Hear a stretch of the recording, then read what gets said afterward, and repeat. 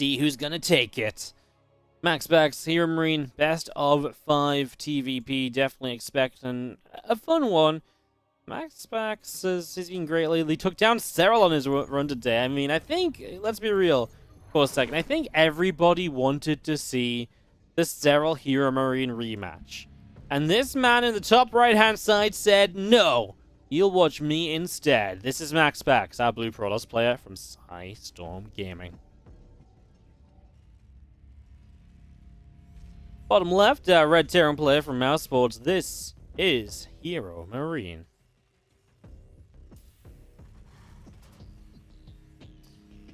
MaxPax top right, HeroMarine bottom left. Game 1 of this best of 5. See how this is gonna go.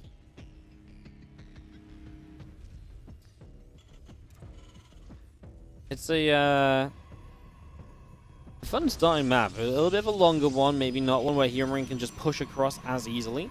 So if he does get to the other side, utilizing this choke to get forwards and into position can be very powerful. And, you know, again, tanks behind these ledges or these chasms can be very cool as well. So that's something to watch out for. HeroMarine, again, just played against Showtime.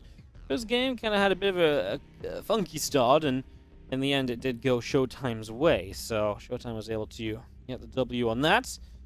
That's obviously a pretty big deal for him. Nice to get that first game, but HeroMarine bounced back with 2 very big aggressive attacks. Games 2 and 3, and just did not let Showtime ever really get set up or recover from there on out. So, yeah, pretty fun series in the semi-finals. MaxPax came through the semis 2 against Skillers, didn't waste too long, about 20 minutes in game if I'm not mistaken. We didn't see that game, but it can't have been that long because they started about the same time as the HeroMarine Showtime. And the HeroMarine Showtime, especially game 1 and 3, were pretty short, so. Nexus is a build and halfway done. Cybernetic score coming up as well right now from MaxPax, as we do have the SCV of HeroMarine making its way to the top right corner of the map. Into the base it goes, and as it scouts around, we'll see the Adept Chrono boosting away. Our Warp Gate now starting up as well. And we will go from there.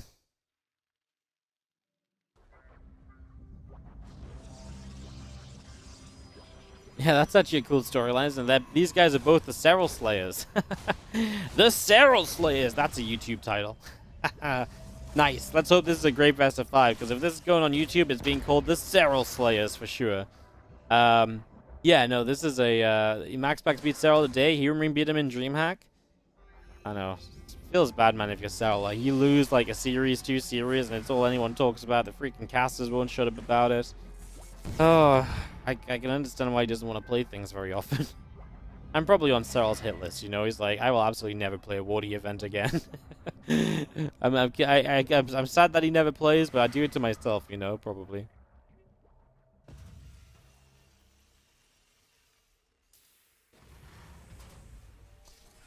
I do have the Phoenix, couple probes, Warp Gate all coming through, and we do just have ourselves the extra gateway coming up as well. Barrack, Cyclone, all of this continuing in. And yeah, just going to be seeing how this continues up. Our couple Marines going to be popping shortly. Cyclone about to be out. Second Barracks once again from HeroMarine. So really wants to get this kind of bio transition going quickly. Really wants to go into the bio, you know, straight away. He did mix up a bit on Showtime, played a 1-1-1 at some stage as well, and utilized a medevac to get very aggressive very quick. What I'd actually love to really see from him is, in one of the games against Showtime, he actually played a very quick set of Liberators off 3 bases, and that might be cool to see some more of that, see exactly how he's trying to utilize those libs, what sort of situations is kind of prompting him to go into that. The Cyclone shouldn't die, the Marines are nearby enough to get in range and to come and push those Phoenix back, and the Phoenix know it, so MaxPax is going to fall back himself.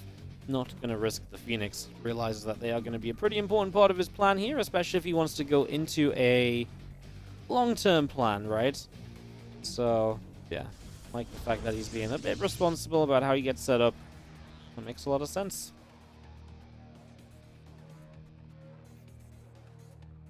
Cyclone is moving all the way up to the top of the map, where we are going to see it locking onto a Phoenix for a few moments.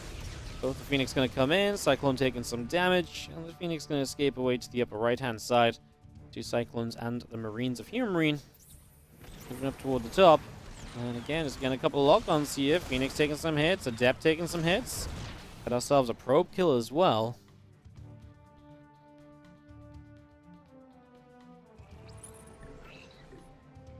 So we're just going to be able to keep track of this army, so MaxPax knows that HeroMarine is backing it up, and we'll immediately get the Phoenix going across the other side. Says, okay, you're going back home. I don't need my Phoenix here to defend any longer. If that's the case, I'm going to be able to get away with just being able to get these Phoenix straight across the map, and I can get in, maybe pick up some reinforcements, like this, maybe get some SCVs. Just free damage, right? Make use of this Phoenix energy. So, gets a few kills. Nothing too serious, nothing too major. Just recognizes the opportunity is there to finally utilize some of this energy. And of course, the sooner you generally deal damage, the better it is. So, yeah, gets across ASAP once he realizes he's safe to send the Phoenix away. And just make reasonable use of them. I mean, like I say, just a few Marines. Far from the end of the world.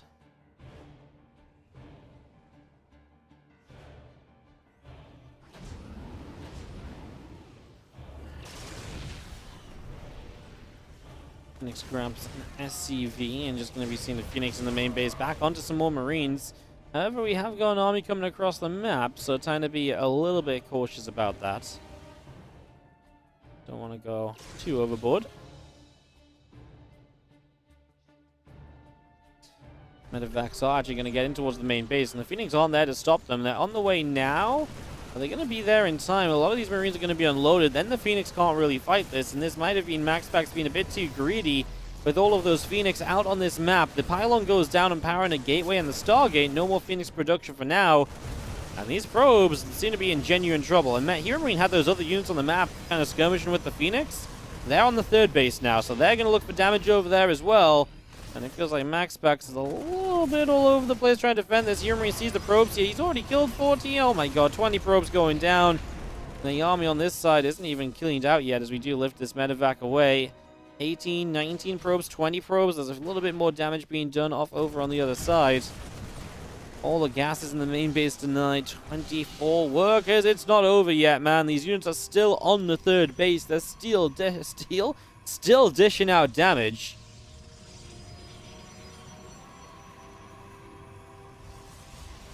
$27 workers killed. Marines unload on the low ground. Gonna look to clean out this pylon and just gonna be seeing a couple Colossi setting up. Probe still producing. Extended thermal lance on the way. Just gonna be seeing Phoenix coming out as well. Looks like this game is gonna be pretty over pretty soon. Wardy, is it a real thing to not do certain events necessary to keep your best cards close to your chest, so to speak? Or does Serral just not like playing in everything like other players like HeroMarine? Look at it this way, right? Every time you play, you know, you're using a strategy. And every time you're kind of using a strategy, that's something people can see, people can figure out. It's something people can learn to play against. And especially, like, a lot of the little things you do specifically. You know, if two players do the exact same strategy, they're still going to have different tendencies, right? Like, you know, one player might be a bit more aggressive with set of units. One player might be a bit more passive. One player might like to drop the left side of the map. One player might like to move around the right. You know, or like try and use this ledge while the other guy likes to use that ledge. Those are the little specifics that you don't gain by just like practicing in general, and what you do gain by playing against someone specifically. And it's they are very hard things to hide as well, because they're kind of like the under the skin sort of things that you just seem to naturally do, and it's kind of like in your personality of your player style. And so, when you're as good as Serral, a lot of the time it's like, hey, look. Why play in these smaller events? I make good money, winning the world championship and stuff. Why reveal my hand in some of these smaller tournaments? Why give people practice against me when the biggest fear is playing against me? You know, like, and I also think as well, it's like, you know, think about how much time goes into playing an event like this. You know, if you want to play tonight, it's like 5-6 hours. I mean, that's 5 or 6 hours where you're going through, like, you know, you could have had time thinking about builds, ironing out a build order, right? It's a lot of time where you may be looking to do more generic things that aren't specialized for a bigger tournament. You're not necessarily wanting to put them into practice out in an open cup like this.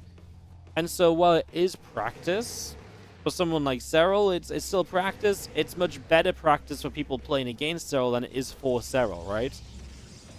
It's 100% a preference thing. I mean, Lambo just doesn't like playing these open cups either, right? You know, HeroMarine loves playing them. Of course, HeroMarine gets to make stream content out of them too. Yeah, there's a whole set of things. Yeah, I think there's definitely a lot to say about just keeping your strategy close to your chest, and a lot about just the little things of how you play, and keeping those away from being analyzed as much as possible, right? The less you put out about yourself, the better, the less figured out you're going to end up being. And again, I think for a large part of Serral's career, his ability to not have to play in everything to kind of get by in StarCraft 2 helps him massively, because when he does play, people don't know about the little things. They don't know about the new builds or the new tendencies he's developed since he last played a major event, right? And I'm just kind of monologuing over this battle because HeroMarine was in a stellar position after the previous set of fights, and he has enough Vikings to basically solo this game without a ground army right now. Phoenix are going down one by one, 2 Colossi left. They're not going to last very long. HeroMarine just trying to find the perfect angle to win at this first game of the best of 5 finals tonight. And it looks like this might be it as the Vikings pull back. Super Battery is actually going to do okay, keeping the Colossi alive. And that's MaxPax really just using every little thing he has to potentially draw this game out a bit further.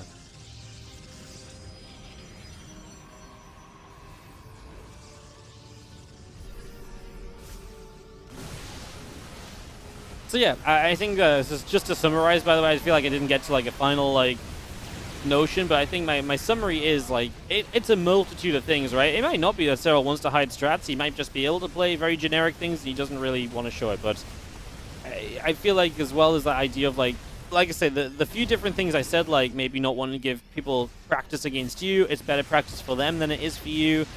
Those things, like that it could be any combination of those things, but there's absolutely good reasons to not play in too many tournaments. Or to have preferences not to play in more tournaments, Who does Serral practice with? He practices with a lot of the European players. I see him in customs with all sorts of people. I saw him in custom with Ratata the other day. I see him in customs with Skillus a few times. Yeah, if I'm not mistaken. I'm just thinking off the top of my head a little bit, but usually when I see Serral online, he's in a party with someone, and you can see who he's in a party with, and they're cranking out some customs, so yeah, he just plays against the Europeans a lot of the time. This fight of HeroMarine's definitely been messy. Definitely wasn't the prettiest way of dealing with this, as we do knock down the super battery there. We lift up some of these units disruptors, trying to keep HeroMarine at bay, who has got the Liberator support now as well. So again, moving into these Liberators, that's a huge disruptor hit. Jeez. I mean, he unloads, and he's actually going to have a lot of units still left here to keep on trading out. Drops the EMP on the Stalkers. I felt like the Archon might have been the better choice, because if you get through the Archon, the Stalkers kind of die anyway. These units just sat on the ledge because there's only Zealots in the main base to deal with them. That's funny. I mean, to be fair, MaxPax really holding on here. I know I kind of started monologuing and sort of saying, this game's over.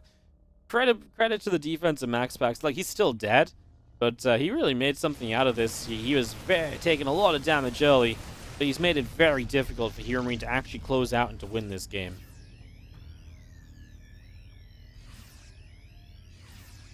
Serral has said in some interviews you can't get into the same mindset in online tournaments. Oh my god, that's like what I've been saying about casting. It's like when people are like, Wardy, you're casting, you're never hyped when you're casting. I'm like, well, have you watched me cast at like Katowice? And they're like, no, I watch your stream. I'm like, well, yeah, but what are you comparing me to? They're like, yeah, well, I'm comparing you to Tastosis. I'm like, well, they're in the GSL studio in person for 4 hours a day. I'm out here on my stream 9 hours deep. It's not a fair comparison, and it's actually very true as well, I imagine, for players. There is that kind of feeling of, wow, this is like the World Championship. Let's give it my all. Let's give it my everything. Hyper-focus, super locked in. I feel like it's hard to get into that sort of mindset for it's the Open Cup tonight, similar kind of listen to other events. So yeah.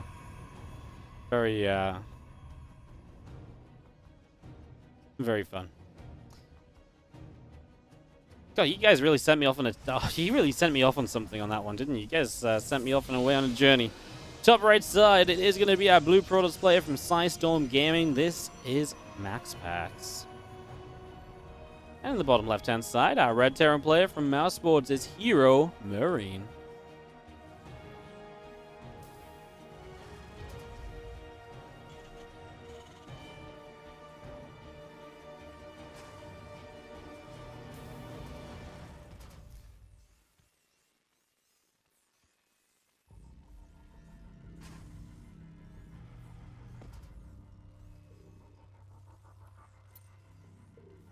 Let me grab the indie cam.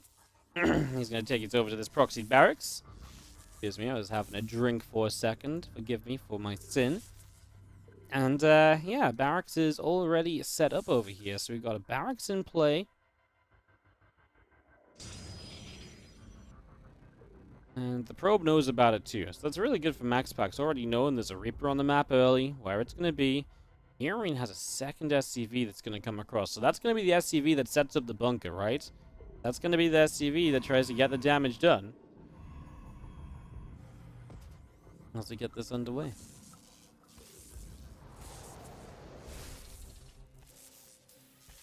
When was the last time I casted round of 64 of anything? Today, in the round of 64 of the ESL Open Cup Europe? Question marks? Maybe I missed part of the conversation.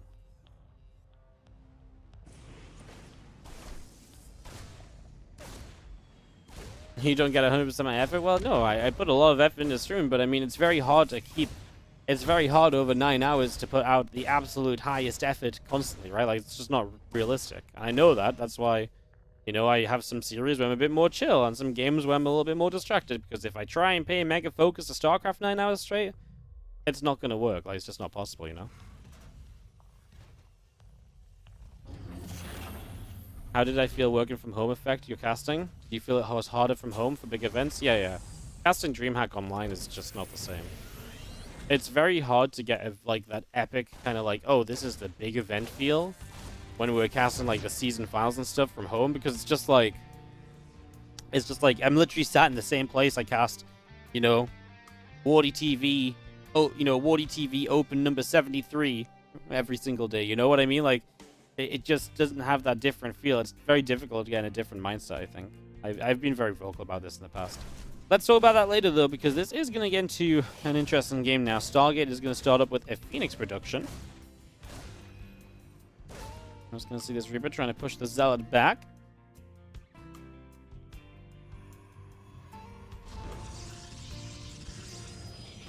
I'm just going to see the Gateway going down, Phoenix coming up, CC coming in. All of that looking pretty good as our Phoenix pops out. I'm just going to see another Phoenix popping in just a few moments time. So yeah, into Phoenix play a second time here from MaxPax. It means Glitter and Ashes. It's another pretty big map to get us started on, and that means that playing this Phoenix into Colossus style works quite nicely here. It helps you, it accelerates you into that mid game in a comfortable way, and that's what you want on these big maps, because once you're in that mid to late game, it can be difficult for the Terran player to get in a position to end the game. So if you can get there safely, and that's exactly what this Phoenix Colossus style will try to achieve generally, so... Let's see how it goes, as we do have the Nexus dropping down on the third base, so gets that started. Gets that underway. And just a Zealot and a couple Stalkers moving through around the top side as well.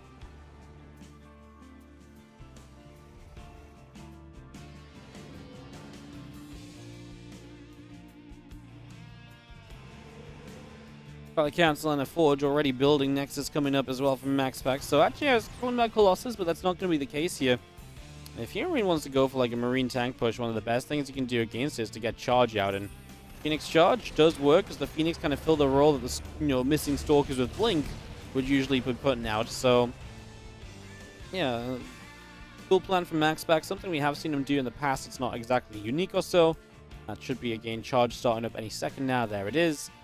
And that will be our setup. Now, again, if HeroMarine pushes now, this is fine. Like, pushing, actually, this push is terrifying, because he's going to have Stim and Combat Shield way before Charge. Oh, geez, this attack is really scary, actually.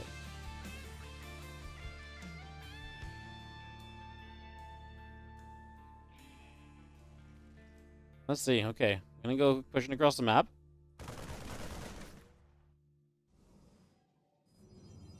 Come up, they get to this high ground. Tank is here. Can siege, of course. I'm just terrified for MaxPax that he doesn't have Charge yet. Especially with the SCVs being pulled with this. I mean, the extra pressure they can apply. And even if they start just building up a couple bunkers, right, they can do a lot of kind of like, hey, look, you should probably fight me now rather than later. And there's the bunkers starting up, and they might finish just around when Charge is done. If nothing else, they're going to choke up the Zealots, and we're already shutting down basically the gateway production on the front line, so this is looking great for HeroMarine. Let's see if MaxPax can find an answer to this. I think his answer would probably be to... He's going to have to get something to run in from the natural, right? And he does have a couple of Zealots up there. Still losing pylons. He's going to be supply blocked in a second. Then he can't build anything else. Jeez, he has got some Zealots middle of the map. That's really good. Shutting off the reinforcements. Whether that's with some Zealots or with Phoenix, either way, you need to be shutting them down in some way. We're going to have a bit of a commitment. Some of these tanks just on siege. They're moving further towards the natural. That seems to be the commitment point from HeroMarine as he gets sieged up. MaxPax, man, he's going to have a ton of bunkers to work through. But HeroMarine is moving away from these bunkers as well. If these tanks getting further forward. This Nexus is about to go down. Now's the time to go. Here it is. The big push in from MaxPax. Boy, it feels like he has barely anything, no? The Zealots on the left side, actually a little bit late to the party. They're going to get held up by a few Marines as well. The Phoenix lifting up the tanks where they can. The Marines jump out the bunker. They've stimmed so many times they're in red HP. The reinforcements are actually starting to fight through the Zealots that were sent to keep them away. And it looks as though this is not going to be a breakout at all from MaxPax. Yeah, I mean, these Zealots just can't do enough. HeroMarine got in position at a good time, and he's even going to add on a missile turret. Why not? The Phoenix are maybe the biggest threat of all right now. So, something against them would be nice. The friendly fire from the tanks just blew up that tank and the missile turret that I was just talking about. So, I was just laughing because that looked a little bit destructive out of nowhere. It's like, boom, you're gone. It's like, oh, crap, you're meant to be our friend. Don't tell anyone. Don't tell anyone. Tanks will move over this right-hand side. MaxPax charges in, but only to type GG. HeroMarine takes the 2-0 lead. On in the bottom right-hand side, our blue Protoss player, he just typed GLHF, to which look upon his opponent. Blue Protoss from Sidestone Gaming, MaxPax down 0-2. Can he fight back? In the top left, our red Terran player. This is HeroMarine.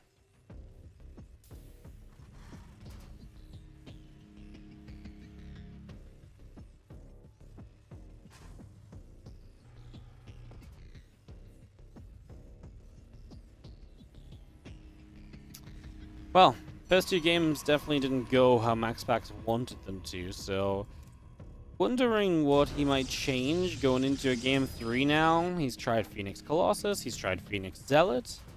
Gotta say, I was surprised that HeroMarine was able to hit so hard before the Zealots were even close to having to charge. I mean, that was a key point to being successful there. Getting across the map when the charge was only just on, it gave him such a long time to get established. It's a huge deal.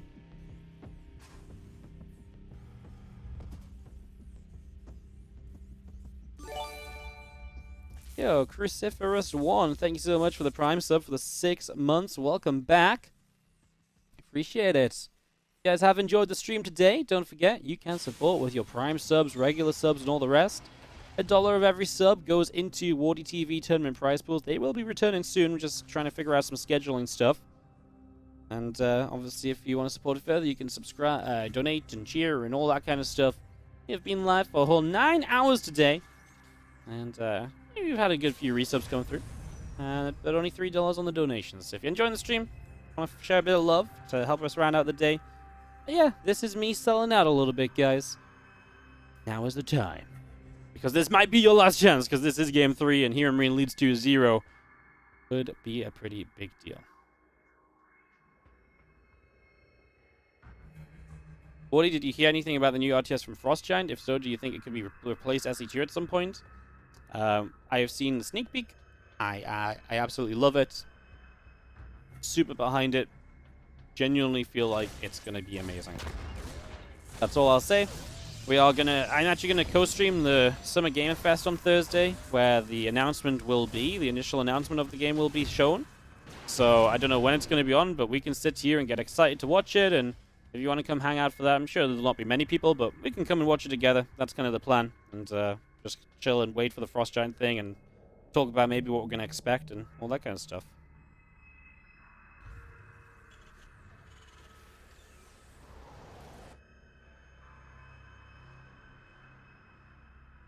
So yeah, if you want to tune in for that on Thursday, that'll be fun. We'll watch the announcement together and get all giddy and excited. And yeah, I'm excited for you guys to see what they've got.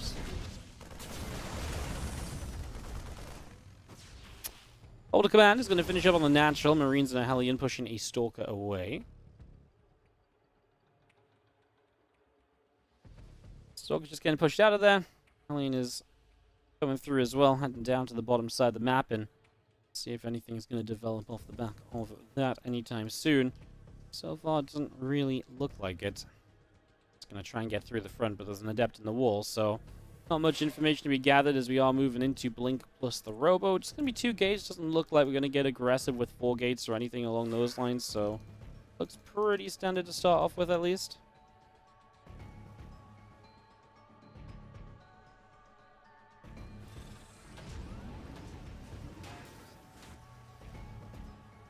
Well, Wouldn't Drop going to move across the map from HeroMarine. That'll be his first point at trying to deal some damage in this game, so see if we can get some damage done right there. And hey, Growl, thank you so much for the 100 bits. I appreciate it. Thank you so much. Blink is coming through. The Prism's on the way. I'm just going to be seeing our Stalker there to tap the Hellion a little bit. I get some damage dealt as our Blink finishes up. Our Raven coming through. Siege Tank's on the way. And an extra barracks going down in the main base of HeroMarine as well. Let's see this Widowmine drop coming through before I shout out the sub. Good response from MaxPax. Into the simulator. 1 probe, but both the Widowmine survive, so that's obviously good from HeroMarine. So that works out quite nicely. Sturmhard, thank you so much for the Prime sub. Appreciate you becoming a brand new Primer in the chat. Thank you so very much. Hell yeah. And CT Suran as well in the fresh new subscription. And Mubulol for the 2-month resub on the Prime. Says, take my resub. Well, thank you very much. You guys are going to start a hype train of all things. Thanks for the resubs and the new subs, guys. I really appreciate it. Let's watch MaxPax. I said I didn't think this was going to be too aggressive, but he does go up to 4 gates. He is going to get feisty. He is going to try and deal some damage early, and if this doesn't work, he's going to be in trouble. Let's see what he can do. There's a Raven here. The tank just got sieged. Raven drops the auto turret. Stalkers were very slow to start targeting the tank. He got a couple shots off. We're trying to micro with the Prism. Nice saves. Those low HP Stalkers just got away. My goodness, they really did just sneak out of trouble there. That looked horrible for them, but yeah, they got away. They got out alive. Very nicely done.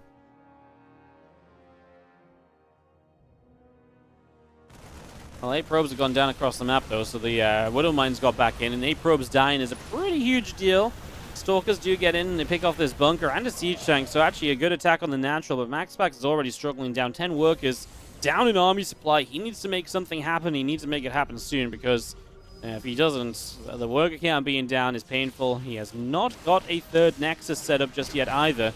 Blink up into the main base. Let's see what can happen. Widowmine's going off again. Not too much this time, just 2 probes. IO is getting closer and closer to the stim being finished. Once stim is done, this Stalker army really just melts. It does not stand a chance any longer, so you kind of gotta hope that that's gonna be, you know, again, MaxPax making something happen here sooner rather than later, because as time ticks by, it is not getting any prettier for our Protoss player.